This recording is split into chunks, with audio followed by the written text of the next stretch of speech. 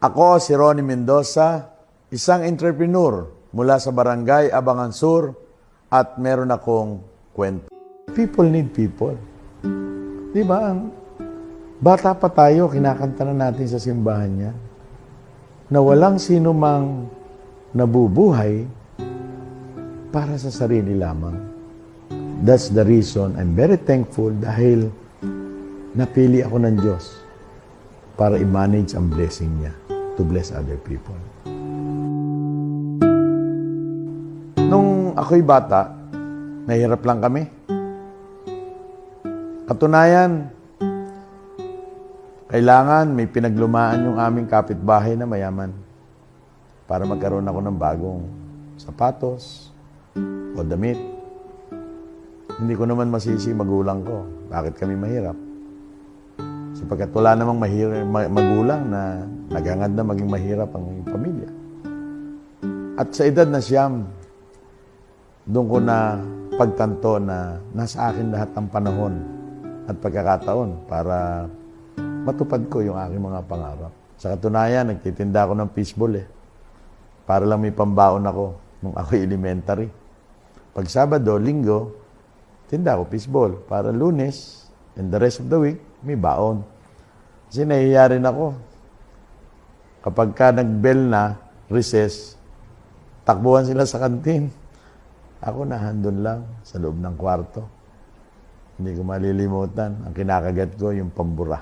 Naawa ako sa akin sarili nung panahon na yon. Kasi nga, bakit ganon? Marami akong tanong nung ako'y pagkabata.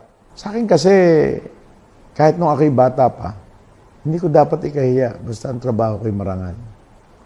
Diyan ako pinalaki ng aking magulang. Ang pangarap ay nagsisimula sa isip. At ako'y natutuwa. At the age of 9, ako'y nangarap. Maaga akong namulat sa tunay na kahulugan ng buhay. At sa katunayan, ako ay high school, nag-improve ng konti, naging tricycle driver naman ako. Nung ako'y fourth year high school, naging jeepney driver ako. Marami kong ginawa para nga masiguro ko na maging maayos ang future ko, ang buhay ko. Nagkarinderya pa ako sa grotto. Hanggang 1992 na-appoint ako bilang SK President ng Bayan ng San Jose del Monte. From 92, 1994, nagkaroon ako ng asawa na isang Marileña. 1996, umuwi na kami ng Marilao. Dito na kami nanirahan. At taong 1998, nakapagtayo ako ng isang kumpanya. Isang kumpanya na kung saan ang operation nito, ang negosyo na to, ay yung dressing plant. But unfortunately, in 2 years' time, it was closed down. It was folded. Na-bankrupt ako. Lugi. Hindi ko nakuha sisihin ng Diyos. Pero nagkaroon ako sa Kanya ng isang simpleng dasal. Dasal na ang sabi ko, Lord, kung may purpose pa ako sa buhay, make me live again. Because today I feel dead. Hindi ko na po hangad yumaman. Ang hangad ko lang, matapos ang problemang ito, sapagkat nung panahon na yon, 6 years old and 4 years old ang aking anak, which is parehong babae. Sabi ko, Lord, maayayos ko lang ang problema, simpleng buhay, dahil hindi ito ang kwento ng buhay na gusto kong iwan sa aking pamilya at sa aking bayan. So, yan lang ang dasal ko. Napakasimple. From there on, 10 years after, nakapagtayo tayo ulit ng isang kumpanya bilang isang entrepreneur. At ang dasal ko, simpleng buhay na lang. But why I receive blessing more than what I pray? Why I receive blessing more than what my family need? Ang hiningi ko lang sa Diyos, 100 ka lang. Pero binigyan niya ako ng 100 pa. I try to find my purpose in life. Until natatandaan ko, pangulo ako ng ating Rotary Club of Marilao. Nagkaroon kami ng isang feeding program diyan sa may harap ng St. Michael's School. Na may dala kami mga pagkain sa mga tawag natin doon ay batang hamog. May mga dumating. Pero ang dala namin ay limitado lamang. 60 packs of meal. So, binigyan namin. Problema, nung maibigay namin lahat, may dumating na isang bata, wala na kaming maibigay, umiiyak dahil hindi siya nagkaroon. Alam mo, nagulat ako.